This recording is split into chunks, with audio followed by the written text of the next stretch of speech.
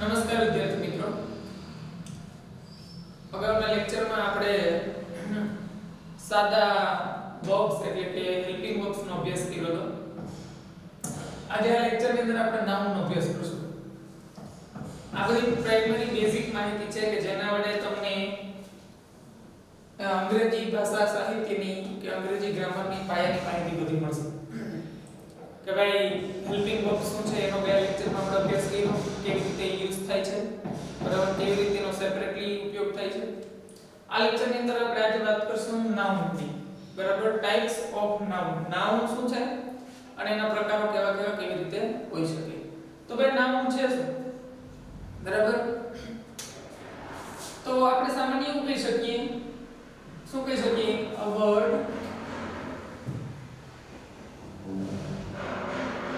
which is used for a place, a thought,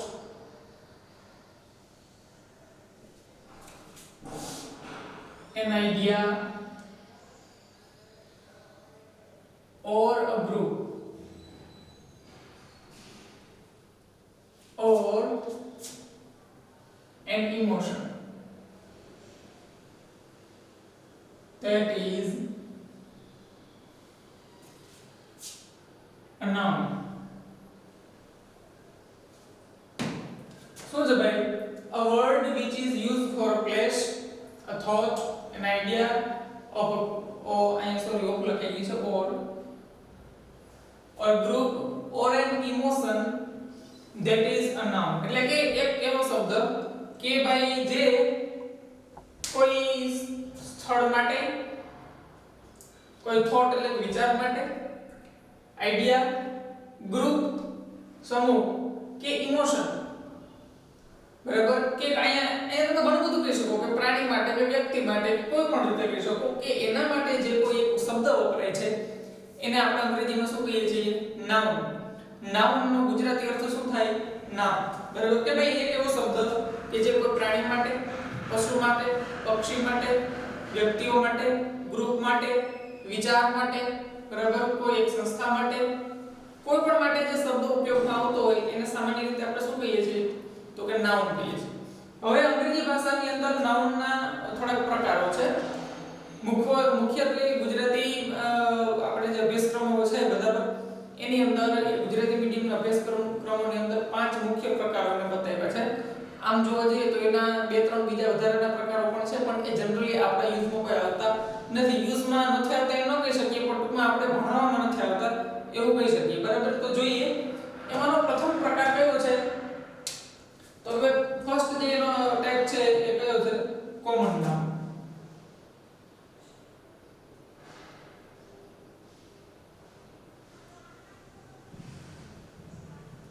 મિત્રો એનું નામ જ શું છે, કોમન. તમે જો કોમન કે કેવું થાય સર, નાઉન એટલે કે નામ, એવું નામ, બરાબર, કે જે સામાન્ય રીતે બધામાં સરખું હોય, બરાબર. તો એવા નામને આપણે શું કહીએ છીએ, કોમન. વ્યાખ્યા પરથી તમને કદાચ ખ્યાલ નહીં આવે, આપણે ઉદાહરણ લઈએ તો તમને ખ્યાલ પડશે કે ભાઈ દાખલા તરીકે આપણે વાત કરીએ પર્વતની, તો પર્વત એટલે અંગ્રેજીમાં શું કહેવાય, એને માઉન્ટેન. તો માઉન્ટેન ના ઘણા બધા પ્રકારો હોય. પ્રકાર એટલે ટૂંકમાં એના નામ હોય, અલગ અલગ પર્ટિક્યુલર નામ જેને આપણે કહીએ પ્રોપર નામ, બરાબર. તો એ બધા માટે એક શબ્દ વપરાય છે કયો, તો કે માઉન્ટેન. તો માઉન્ટેન ના અંદરના આંતરિક વિભાગોની અંદર તમે જાઓ તો માઉન્ટેન ના પ્રકાર ઘણા બધા હોય. ગિરનાર છે કે હિમાલય છે, બરાબર, કે સેન્ટ બેઝિસ છે, બરાબર, કે એન્ડીઝ છે. તો પર્વતો ઘણા બધા છે, બરાબર, પરંતુ એની એ બધા માટે કોઈ એક ચોક્કસ વર્ગ જે કહેવાય, વર્ગ બતાવે એને શું કહેશું આપણે અહીંયા, બરાબર, શું, કોમન નાઉન, બરાબર. કે બધા માટે શબ્દ પ્રયોગ કયો કરવામાં આવે છે, એક જ, કયો, કે પર્વત. પછી એમ પૂછીએ આપણે કે કયો પર્વત, which mountain, તો આપણે એનો જવાબ આપશું કે ભાઈ આપણે ગિરનારની વાત કરીએ છીએ કે શેત્રુંજીની વાત કરીએ છીએ કે સાતપુડાની વાત કરીએ છીએ કે જેની વાત કરતા હોઈએ. એટલે કે બધા આખો જે વર્ગ છે એ વર્ગનું સમૂહ નેતૃત્વ કરે એવા શબ્દને શું કહેવાય, કોમન નાઉન કહેવાય, બરાબર. કે કોમન શબ્દ છે બધા માટે, કે જેટલા પર્વતો જેટલા છે એને બધાના માટે એક નામ આપ્યું પર્વત, બરાબર તો એ શબ્દ આપણે લખી શકીએ એમાં હું a mountain એવી જ રીતે આપણે નદી એવું લખી શકીએ નદીનો અંગ્રેજીમાં શું કહે રિવર અહીંયા હું આર્ટિકલમાં નહીં લગાડું ઘણી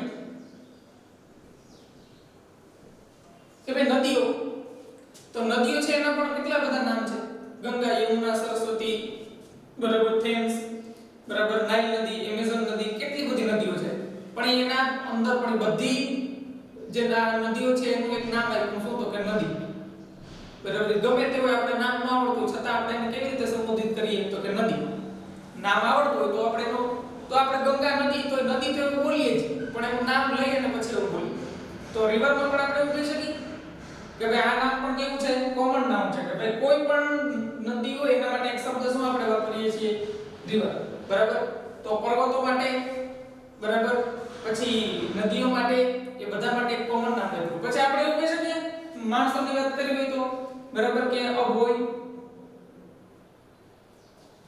બરાબર અભોય કહી શકીએ તો એના સિમિલર શબ્દમાં એક આપણે અભલ એવું કહી શકીએ છોકરી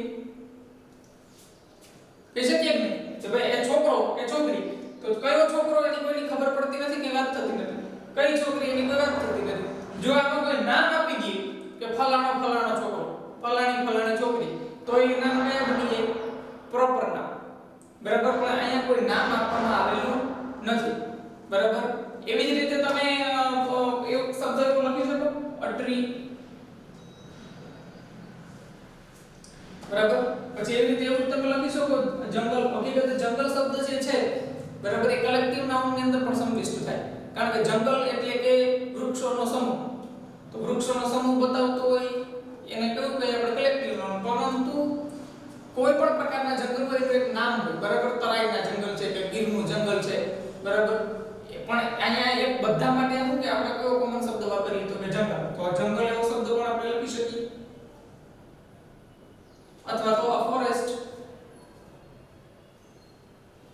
બરાબર તો ટૂંકમાં આપણે વ્યાખ્યા જોઈએ તો એવા નામ કે જે આખા વર્ગનો ઉલ્લેખ કરે છે એવા નામને આપણે શું કહેશું તો કે કોમન નામ તરીકે આપણે એને ઓળખશું કે ભાઈ એના પોતાનો એક આખી જાતિનો વર્ગનો ઉલ્લેખ કરતો હોય બરાબર એને આપણે શું કહેશું કોમન નામ કહેશું આપણે દાખલા તરીકે અંગ્રેજી ભાષામાં પ્રથમ પાઠમાં જે 9મા ધોરણમાં એક આવતો શબ્દ ટ્રાઇબ તો ટ્રાઇબ એટલે શું તો કે ભાઈ આદિવાસી સંગઠિત માણસોના જે જૂથ રહેતા હોય બરાબર એને અલગ અલગ ટ્રાઇબ કહેવાય બરાબર પછી આપણે જે આવે છે બરાબર એમાં શેડ્યુલ કાસ્ટ અને શેડ્યુલ ટ્રાઇબ એમાં પણ ટ્રાઇબનો સમાવેશ થાય છે બરાબર એસસી અને એસટી તો એ શેડ્યુલ ટ્રાઇબ કહેવાય બરાબર એટલે કે કેવી જાતિઓ તો કે દુર્ગમ વિસ્તારમાં રહેતી અને પોતાનું એક અનોખી સંસ્કૃતિ ધરાવતી પ્રજાતિઓનું નામ છે બરાબર એટલે તમે એવું કહી શકો કે ભાઈ કોઈ એવું નામ કે જે આખા વર્ગનો ઉલ્લેખ કરતું હોય બરાબર એને શું કહેશું આપણે કોમન નામ કહેશું આને તો તમે ઘણું બધું લખી શકો પછી નામ તો ઘણા બધા દાખલા તરીકે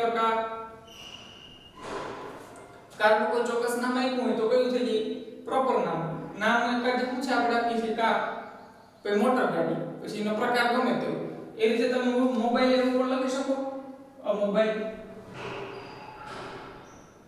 લખી શકો કે બરાબર એવી રીતે તમે ઘણી બધી શર્ટ એવું પણ લખી શકો શર્ટ ભલે પહેરવેશની વસ્તુ છે પણ એનું નામ છે પછી જે કંપનીનો શર્ટ હોય બરાબર એનું પણ તમે લખી શકો એવી રીતે અ પેન સમૂહ જાતિનો ઉલ્લેખ કરે ઘણા બધા નામનો મિત્રો સમાવેશ એમાં એવી રીતે થતો હોય છે એ અસંખ્ય છે એનો કોઈ આપણે કોઈ સીમિત મર્યાદાની અંદર બાંધી શકીએ નહીં આપણે જોવાનું શું છે તો કે વ્યાખ્યા ઉપરથી આપણને ખબર પડવી જોઈએ કે આ નામનો પ્રકાર કયો છે જો કોઈ એક્ઝામ્સ ની અંદર સીધું આવું કોઈ પૂછાતું નથી કે ફલાણું નામ કેની અંદર સમાવિષ્ટ થાય છે પરંતુ એક સામાન્ય નોલેજના ભાગરૂપે આપણને ખ્યાલ હોવો જોઈએ અત્યારે તો આ તમને ઉપયોગી કદાચ નહીં લાગતું પરંતુ કોમ્પિટિટિવ એક્ઝામ્સ ની જ્યારે તૈયારી તમે કરશો બરાબર ત્યારે ત્યાં લાઈન આપી હોય પછી તમને કીધું હોય કે બે આમાંથી નામનો પ્રકાર બતાવો ત્યારે ઘણી બધી આપણે મૂંઝવાઈ જતા હોય છે બરાબર એના પછી નેક્સ્ટ જે આપણે જોઈએ છીએ કે આની તદ્દન વિરુદ્ધનું નામ છે કયું છે કોમન નામ તો કયું બીજું છે પ્રોપર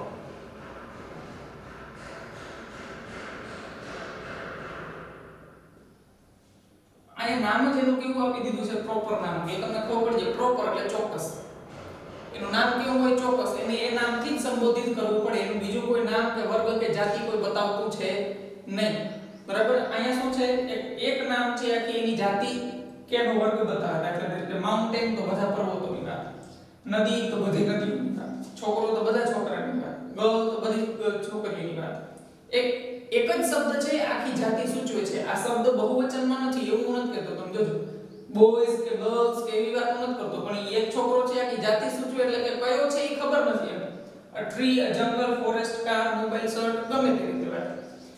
અહીંયા આની વિરુદ્ધમાં તમે લેવો જોઈએ તો તમને ઘણા બધા ઉદાહરણો મળી જશે. જો તો માઉન્ટેનમાં માની લો કે આપણે એક નામ શું લખીએ માઉન્ટેનમાં, ધી ગિરનાર. પર્વતોમાં પ્રકાર કયો તો કે માઉન્ટેનમાં ગિરનાર. તો નામ પર્ટિક્યુલર થયું, ચોક્કસ નામ થયું તો કે હા એને નામથી જ સંબોધિત કરવો પડે, એનું બીજું કોઈ નામ છે નહીં. દાખલા તરીકે કોઈ છોકરાનું નામ લખી મહેશ. મહેશને આગળ આર્ટિકલ એ લગાડવાની જરૂર નથી, પ્રોપર નામ છે, ધ્યાન રાખજો. અહીંયા તો મેં ધ એટલા માટે લગાડ્યો કે ગિરનાર એક જ છે, મહેશ તો ઘણા બધા હોય છે. બરાબર, પછી આપણે એવું નામ લખી શકીએ રેશમા. બરાબર, નદીમાં આપણે એવું કહી શકીએ ધ ગંગા. બરાબર, કારમાં આપણે એવું કહી શકીએ બરાબર મારુતિ સુઝુકી.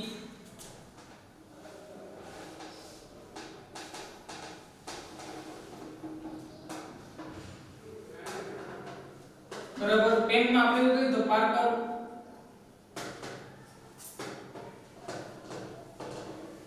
બરાબર, મોબાઈલમાં આપણે કહી શકીએ ધ સેમસંગ.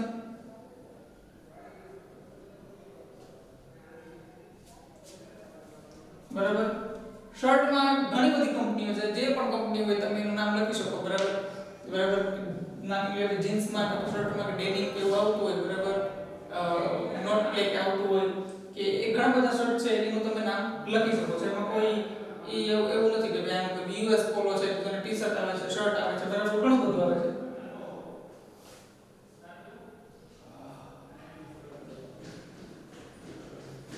એવી રીતે પેનનો આપણે લખો એટલે ઘણા બધા નામ છે કે જે પર્ટિક્યુલર નામ છે. બરાબર, એ આની વિરુદ્ધ છે, તદ્દન કોમન નાઉનની વિરુદ્ધમાં. પ્રોપર નાઉન એટલે કે ચોક્કસ નામ એનું.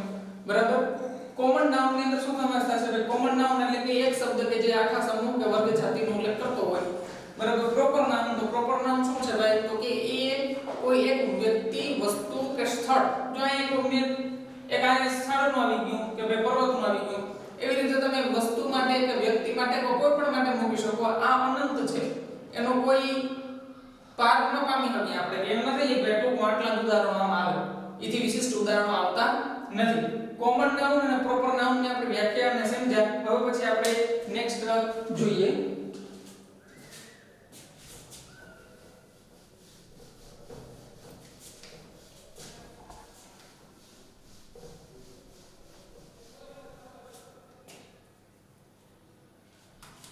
એના પછીનું આપણું ત્રીજું જે નામ છે એ છે મટીરીયલ નામ.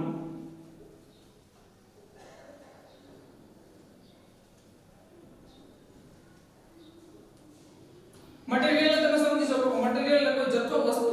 બરાબર, એ વસ્તુમાં ઘણી બધી વસ્તુનો સમાવેશ થાય. અહીંયા એના બે ભાગ પાડીને આપણે એવું પણ કહી શકીએ, અંગ્રેજી ભાષામાં બે બતાવવામાં આવે છે કે ભાઈ કાઉન્ટેબલ નાઉન અને અનકાઉન્ટેબલ નાઉન. એટલે કે એના બે પેટા ભાગ છે કે કાઉન્ટેબલ એટલે ગણી શકાય એવા અને અનકાઉન્ટેબલ એટલે કે જેને ગણી શકાતા નથી એવા. પરંતુ એ દ્રષ્ટિએ આપણે બહુ જોર નથી કે રીતે પૂછાતા પણ નથી. તો જોઈએ મટીરીયલ નાઉન શું છે? મટીરીયલ એટલે કે વસ્તુ, જથ્થો. ઘણી બધી જે વસ્તુ હોય એને આપણે મટીરીયલ નાઉનમાં મૂકી શકીએ. દાખલા તરીકે આપણે મૂકી શકીએ ધી લેન્ડ, જમીન. સાદી એની વ્યાખ્યા કરીએ તો એવી થાય કે એવા નામ કે જેને આપણે ગણી નથી શકતા પરંતુ કોઈ ચોક્કસ માધ્યમોની અંદર માપી શકીએ છીએ. બરાબર, આ નામ કેવા છે? તો કે જેને આપણે ગણી શકતા અનકાઉન્ટેબલ નામની વાત કરું છું. કાઉન્ટેબલ માં નહીં, કાઉન્ટેબલ એટલે તો ગણી શકાય એવા નામ.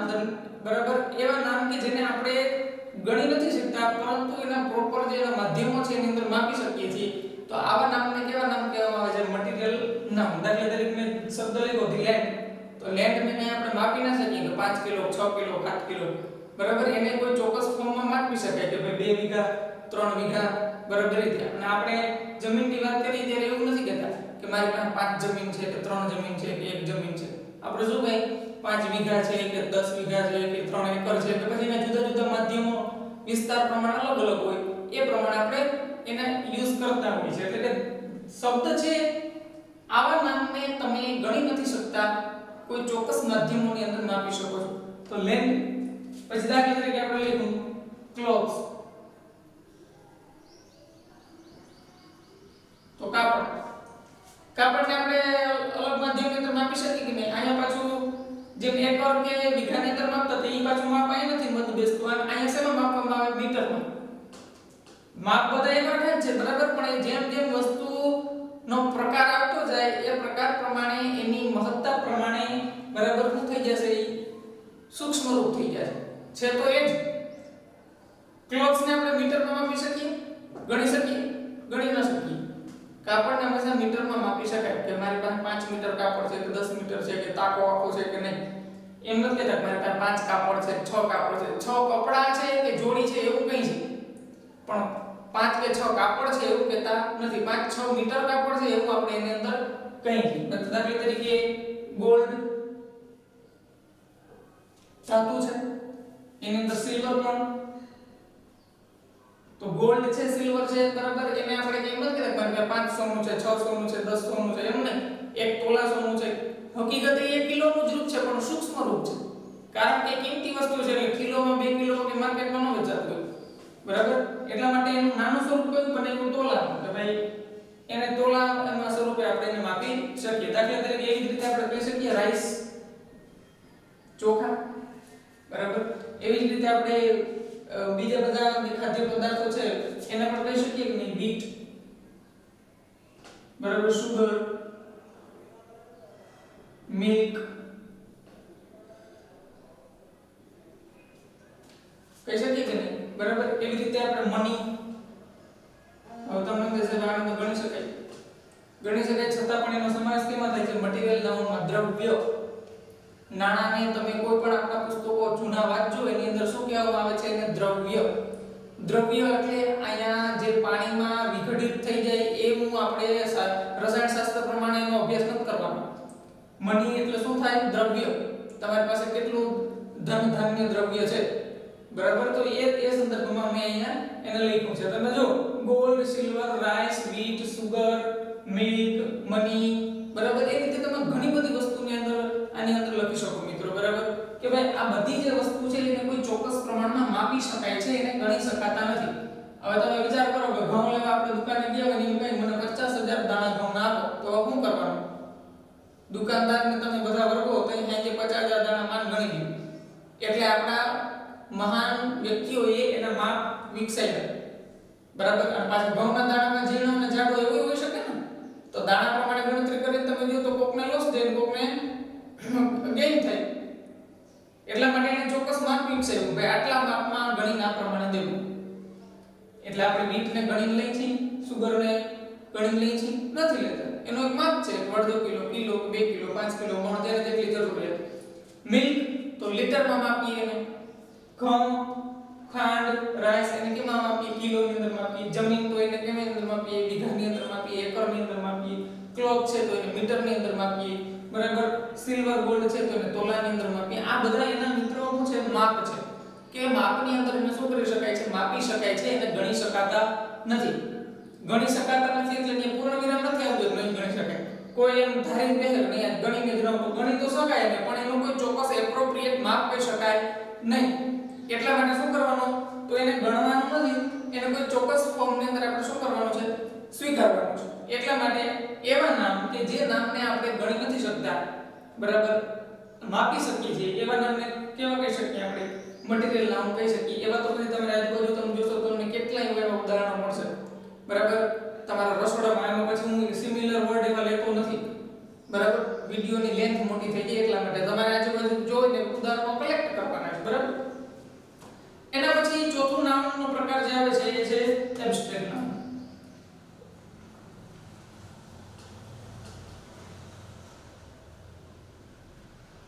એબ્સ્ટ્રેક્ટ નામ ગુજરાતીમાં જેને આપણે શું કહેશું? ભાવવાચક સંજ્ઞા. ભાવવાચક સંજ્ઞા એટલે કે જે સંજ્ઞા કે જે નામ શું બતાવે? ભાવ પ્રદર્શિત કરે.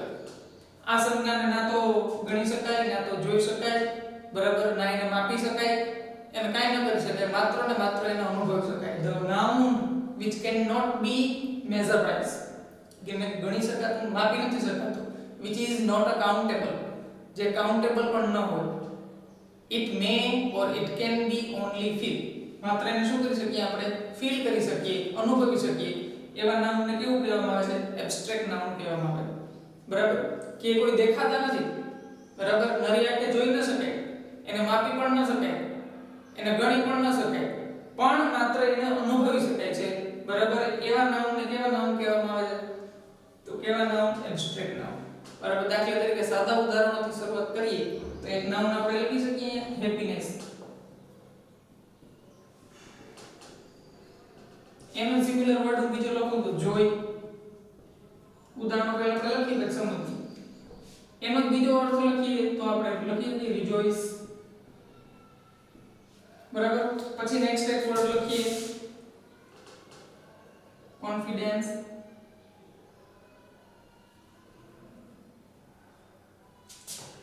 નેક્સ્ટ લખીએ મર્સી.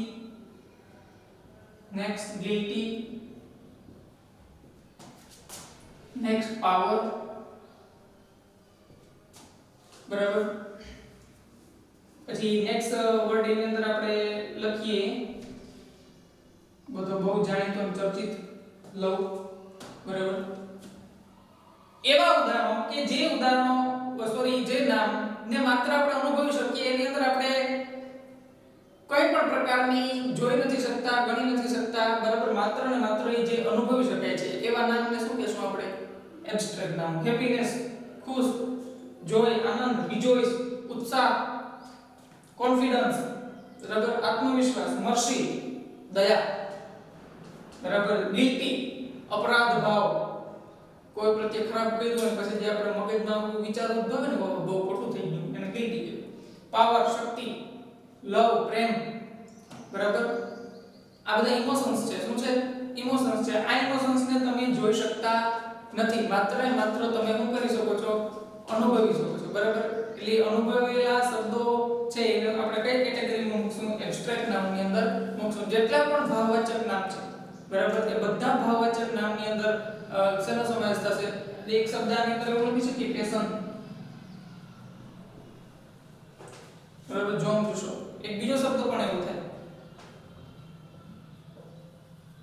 બરાબર, આ શબ્દ ઘણી વખત ઘણી બહુ ક્રિએટ કરે છે પ્રોબ્લેમ. હું તમને સમજાવીશ પછી. એક આ શબ્દ છે એની અંદર અને એક આ શબ્દ છે. મોસ્ટલી કોમન લોકો આમાં અંદર શું કરે છે? ભૂલ કરે છે. પેશન્સ એટલે આ નામ થઈ ગઈ, એને જ્યારે બીજા અર્થમાં તમે વાપરો ત્યારે એનો એક અર્થ આવો પણ થાય છે. બરાબર, આને આપણે દર્દી એવું નામ આપ્યું છે, પેશન્ટ, પણ એમાંથી જ એક શબ્દ બને છે પેશન્સ. બરાબર, દર્દી હોય કેવો થઈ ગયો તો કે અંતરમાંથી વિશ્વાસ ને ઢીલો ડબ જેવો થઈ ગયો, એટલા માટે ધીરજ એનામાં ઓટોમેટિકલી આવી ગઈ હોય. એટલે આપણે એને આપણે ઘણી વખત કોઈ ઉતાવળીમાં આપણી પાસે આવી જાય તો નથી કહેતા have sum patience. Have sum patience એટલે કે થોડીક ધીરજ ધર. તો ધીરજ ધરવાની વાત જ્યારે કરવામાં આવે ત્યારે આ શબ્દ આપણે વાપરીએ છીએ. પેશન જુસ્સાની વાત જ્યારે આવે, બરાબર, ત્યારે કયો શબ્દ વાપરવાનો છે? આ જે ખેલના મેદાનમાં, રમતના મેદાનમાં તમને જોવા મળે ઈ પેશન્સ આ નહીં, બરાબર, એ પેશન કયું? આ. બરાબર, પેશન પ્રો નહીં પાછા. બરાબર, એટલે કે એવા નામ કે જે નામ માત્ર ભાવ સાથે સંકળાયેલા છે, જેને આપણે શું કરી શકીએ? અનુભવી શકીએ, જોઈ શકતા નથી, એવા નામનો સમાવેશ કેની અંદર થાય છે? એબ્સ્ટ્રેક્ટ નામની અંદર સમાવેશ એનો થાય છે. બરાબર, લાસ્ટ જે નામ આપણું છે એ પછી જોઈએ આપણે કલેક્ટિવ નામ. આના વધારેમાં વધારે ઉદાહરણો તમારી આજુબાજુના વાતાવરણમાંથી, તમારી બુક્સમાંથી, ગમે ત્યાંથી તમે ગોતજો. હું તો આ વિડિયોની લેન્થ મોટી થઈ જાય એટલા માટે પછી વધારે ઉદાહરણો લખતો નથી. નહીંતર આના પછી બોર્ડના બોર્ડ ભરી. નેક્સ્ટ જે આપણું લાસ્ટ એક્ઝામ્પલ છે, પાંચમું નાઉનનો પ્રકાર, બરાબર, એનું નામ છે કલેક્ટિવ નાઉન.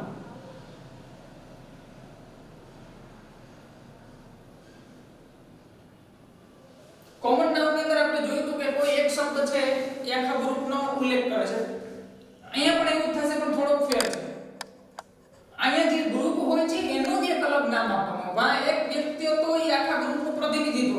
માન કે માઉન્ટેન આપણે લખ્યું તો માઉન્ટેન દ્વારા આપણને શું ખબર પડતી તો કે ભાઈ પર્વત.